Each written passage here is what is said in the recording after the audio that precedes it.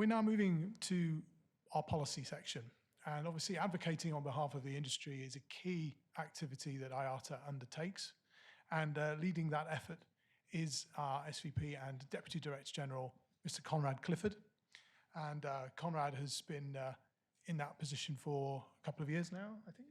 And yeah, he's going to give an overview in particular of US and EU developments that we're seeing coming down the track. This is a particular concern to us, as he will explain. And then we're going to go into three specific discussions, one on pandemic response and how we're going to have to improve that in the future, on slots, because this is an absolutely vital issue for us going forward, and then finally on accessibility issues. So I would start by inviting Conrad, please, to take the podium, and we'll start with his presentation. Thank you. Thanks very much, Chris, and good morning, ladies and gentlemen of the media. And it's very nice to see some familiar faces from Asia Pacific, where I was before, in Singapore, before I took up this current role.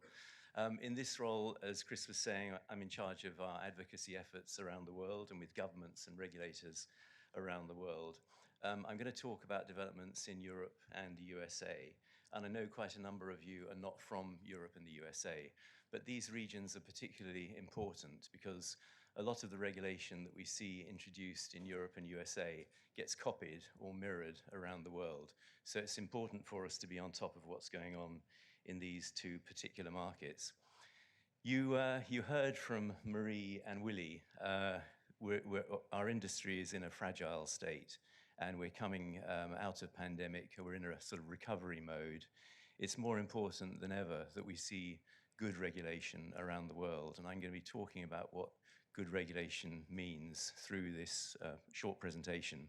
I'm also going to share with you some of the bad regulation that we're seeing in Europe and the USA. So on to Europe first. So European businesses hugely value the connectivity that's provided by airlines, and we got an independent polling company called Motif to survey a cross-section of 500 European businesses that use air transport services. And they discovered that although 93% of the businesses surveyed were positive about Europe's air transport network, a number of areas of improvement were identified.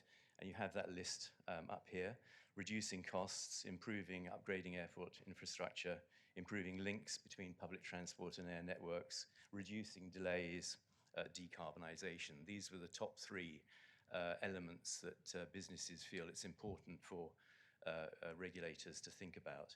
And we note that many European policymakers are actually doing the exact opposite of this.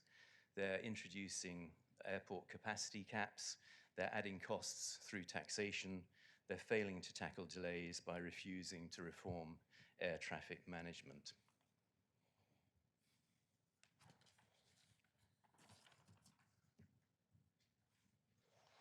We want to be a trusted partner with governments and to work with governments to introduce good regulation.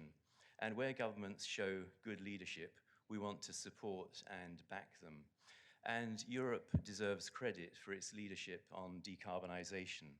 And we were very grateful to Europe and other states working at ICAO on the long-term aspirational goal at the 41st Assembly. And we support the aims of European regulators to increase SAF use in particular, in line with our net zero CO2 target. However, we do have some severe concerns with certain details of European policies. Fit for 55 is the European initiative to reduce carbon emissions 55% by 2030. And for the measures aimed at aviation, there are two elements that particularly concern us. The first is under Refuel EU. The EU Commission approach is focusing on the stick and not the carrot, mandating an equal spread of SAF across all EU airports, all stick and no carrot. What we need is a flexible mechanism that decouples SAF supply from the overall EU-wide target. This is what we call a book and claim system. And this would empower airlines to play an active role in the SAF purchasing process, It would enable SAF production to increase fastest where it's most efficient and thus drive the costs down. The EU Parliament gets this, and we support the push that they're currently making in discussions with the Commission. The second concern is around the European Tax Directive. It's worrying to see that discussions on the implementation of a jet fuel tax continue despite there being no environmental benefit whatsoever. A tax merely drains finance out of aviation that could be invested in green technologies, which would genuinely reduce CO2 emissions. Moreover, the link between a flight tax and reductions in flying is not straightforward. Many people will economize on other aspects of their trip before they choose to cancel their flight. So a tax serves only to push up prices and damage the wider EU tourism and hospitality sector. It doesn't make sense.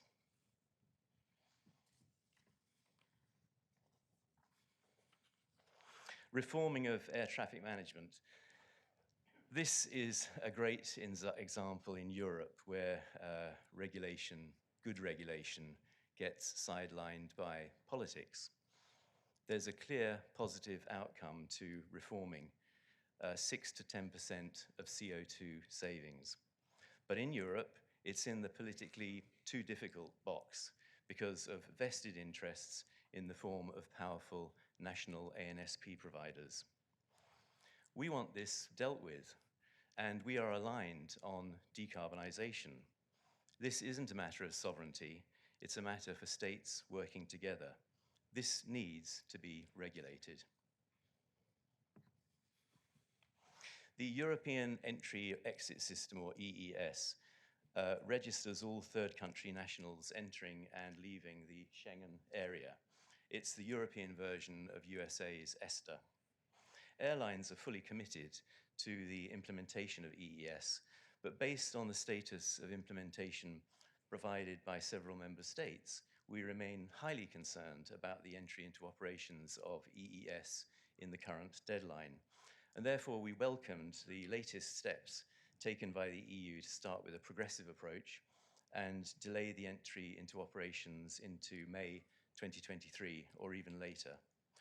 And the priority when rolling out these sort of initiatives has to be to ensure an efficient start of operations and a smooth passenger experience, while not, of course, damaging Schengen connectivity.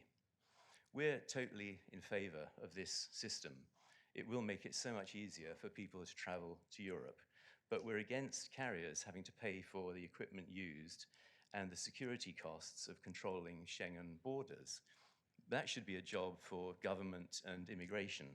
So we've seen Spain, Norway, and the Vienna airport looking to charge airlines to finance the e-gateways, the electronic gateways, and that can't be right.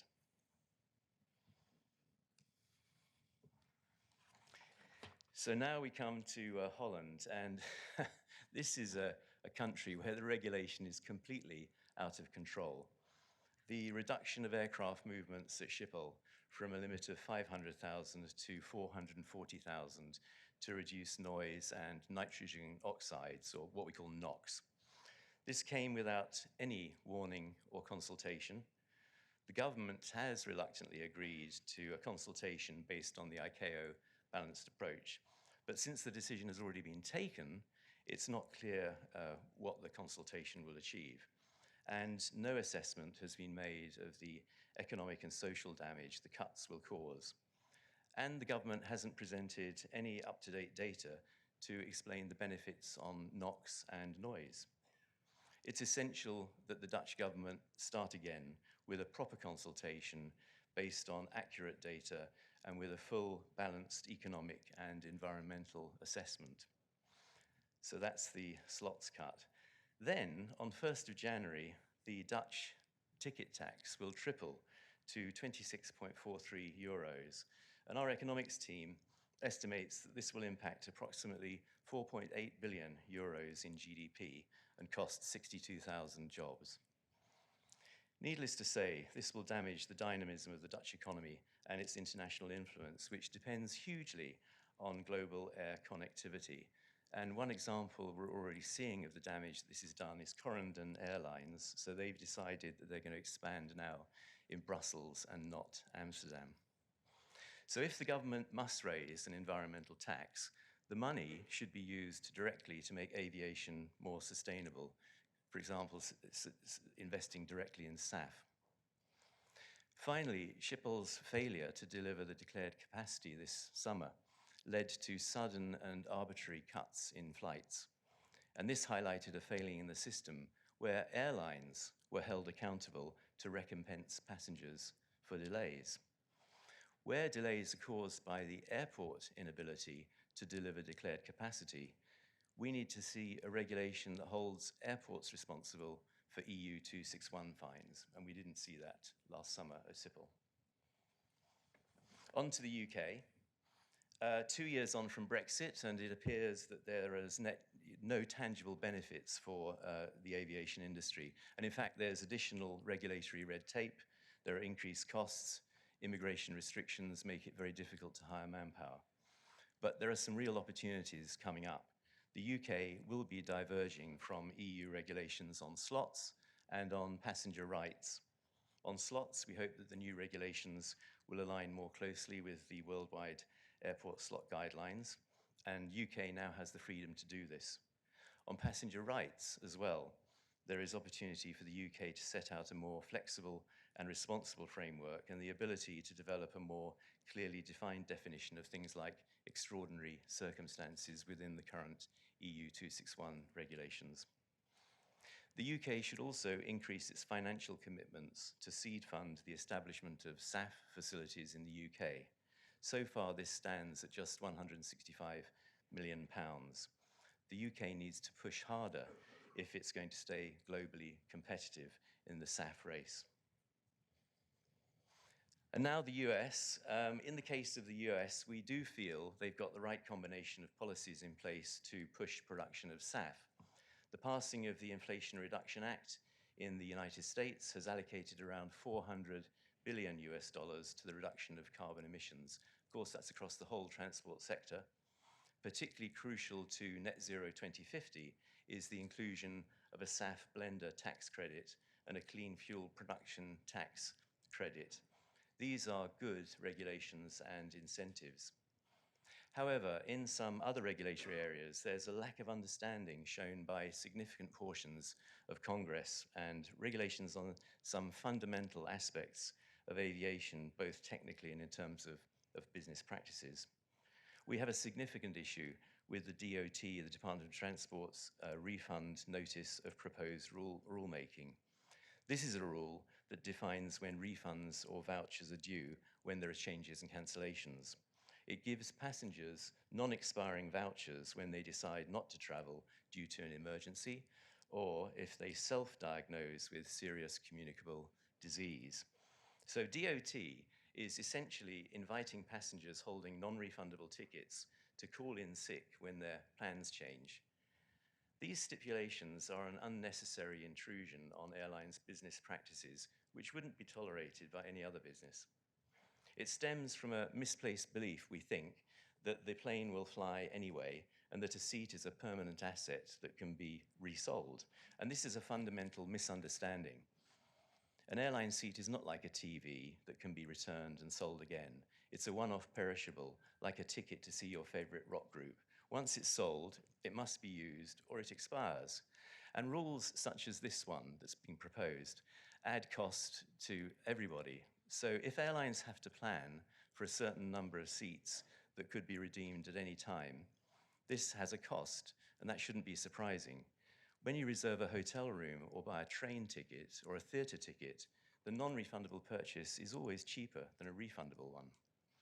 We think this rule is disproportionate, and it's the proverbial sledgehammer to crack the nut.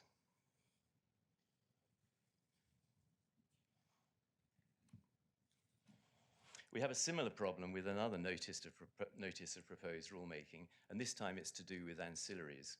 In this case, the first two bags, the change and cancellation fees and the family seating, are being referred to as critical ancillaries, requiring airlines and agents to display the fees on the first page.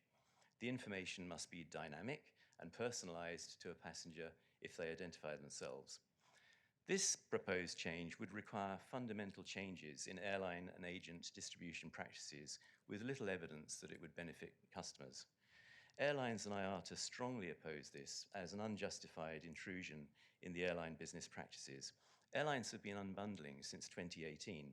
Passengers are fully aware of the cost of ancillary before they make their final purchase. So cluttering the initial search page with information that isn't even relevant to some passengers will make the airline ticket purchasing process confusing with almost no time savings. This would be like booking a hotel room, and before you can actually make the booking, you have to be told the pricing for the cost of laundry, the price of a beer, the price of a meal. This is a problem in search of a solution. It makes no sense at all.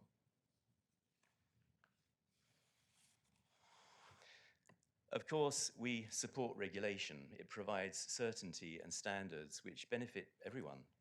The industry post-COVID needs good regulation now more than ever. I've given you some examples of good and bad regulation here. And to summarize, where regulation is considered, it should be proportionate and focused on consumer priorities and should be thoroughly risk and impact assessed. Aviation is a service chain. It's only as strong as its weakest link. Governments must understand the delicate chain and consult at all levels to ensure regulation works for the consumer and for businesses all over the globe. I'd like to thank you all in joining me and joining IATA to actually applaud the good regulation and to call out the bad and the ugly regulation.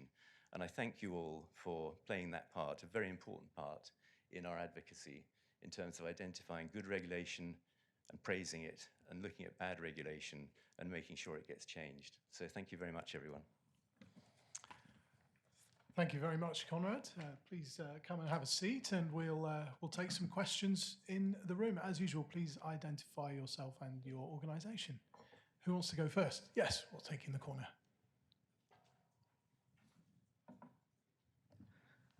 Hello, Conrad. This is Andreas Freelance from Hamburg. Hi. Again, the EU 261. Do you see any willingness by the EU to reform that airlines still have to continue paying the bill at the end of the day? No, we don't see any sort of willingness to change any of those items at the moment. We would like to see changes, of course, but there doesn't appear to be any movement at the moment. Thank you. Another question? Sure, I saw some other hands going up a minute ago. Yes, Karen over there.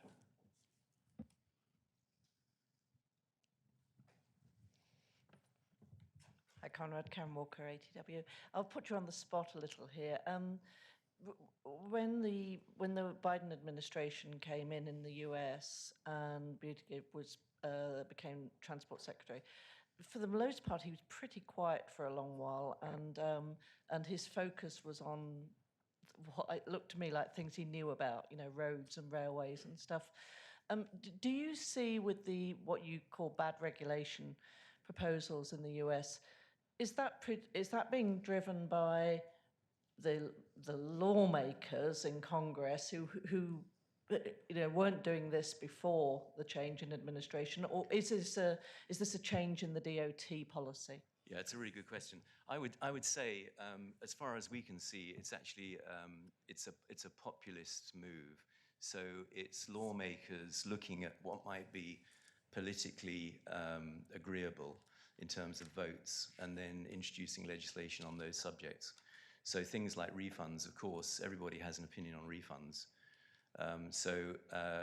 That's really where this is coming from. It's a sort of a populist approach rather than being a proportionate approach, because refunds were very largely handled effectively through the COVID pandemic. Billions and billions of dollars were refunded. Of course, for every individual that was actually impacted not achieving a refund, it's a very bad thing, but it was a small percentage of the total. So this really plays very well to a sort of a populist agenda. Thank you. Yes, please. Hi, I'm Helen Massey-Beresford from Aviation Week. A question about the EU emissions trading system. I think the discussions are going on this week. What do you expect to see from that in terms of the position on long-haul flights? We really want to ensure that long-haul flights don't fall within the gambit of the ETS. So it needs to be something that remains within the EU itself as a, if you like, a domestic measure. That's the most important thing. Sorry, can I just follow up? Do you think that's what they will decide?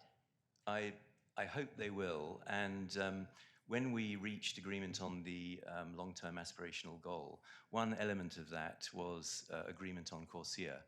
And the airline industry accepted a very big hike in the cost of CORSIA in the hope that we would maintain CORSIA as the global standard for basically for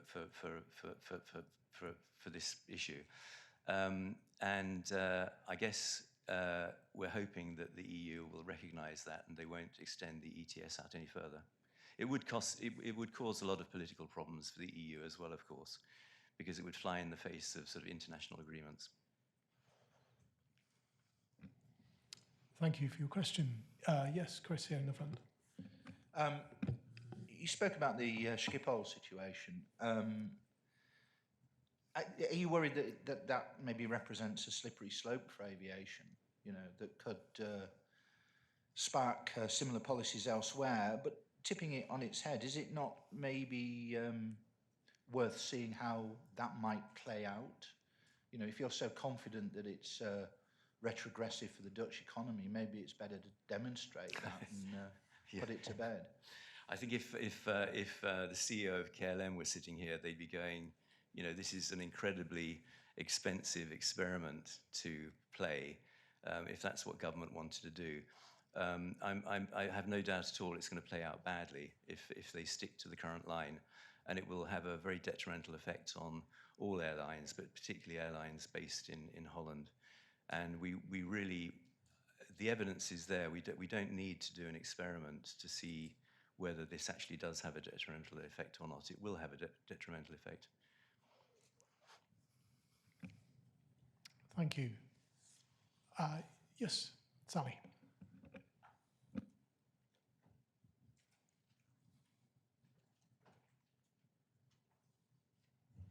Hi, thanks. Sally Gethin.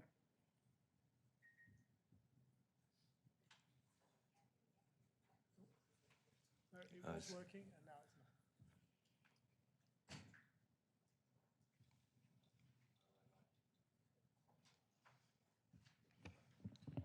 Oh yeah, the other one's working. The one with the light on is working. Thanks. Yes, go for it. Yes. Yeah, we can hear you.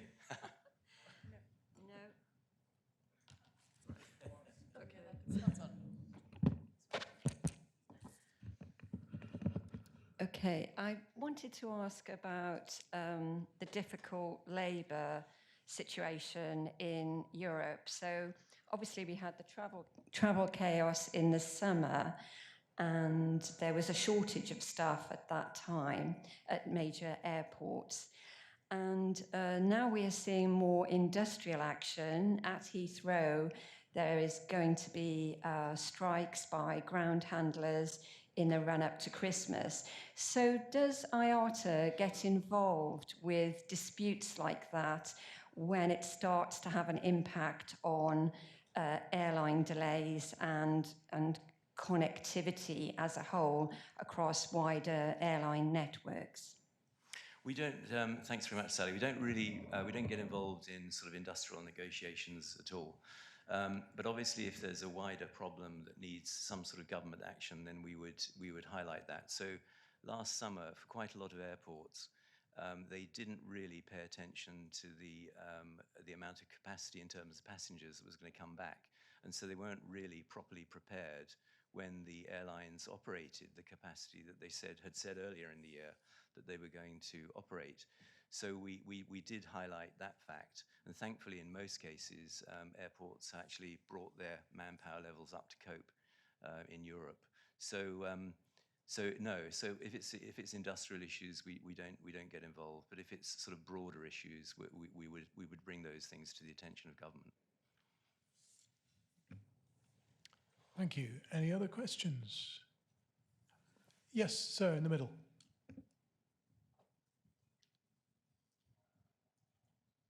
Yeah, here it is. Good morning, Jose Suarez from El Aire, Mexico. I have a question relating to this kind of regulation. Mexico has happened that the Mexico City International Airport has reduced its operation mandated by the government from 61 to 52 operations per hour. So what is your point of view of these kind of practices, reducing the number of flights per hour in order to favor the new Mexico City airport? Do they really benefit the industry? Do they really help for the growth of new airports? Or where do you find the balance between profitability and security? Yeah, thank you very much, Jose. I mean, effectively, this is to try and push people to the new airport, I believe, isn't it? That was what they were trying to achieve. We would much rather that there were incentives and pull in terms of policy decisions rather than mandates and pushing in policy decisions. So where we're artificially seeing reduced capacity, we don't really see that that's a good thing. We'd rather there would be a reason and an advantage to move elsewhere, which would give more of an impetus to what government is trying to do. Thank you. I think I saw another hand, but there was one over here. Oh, well, Chris, go ahead. Yes, Chris Surgeon of Green Air. You mentioned during your presentation about reforming air traffic management in Europe. The single European sky issue seems to be trundling along for years and years.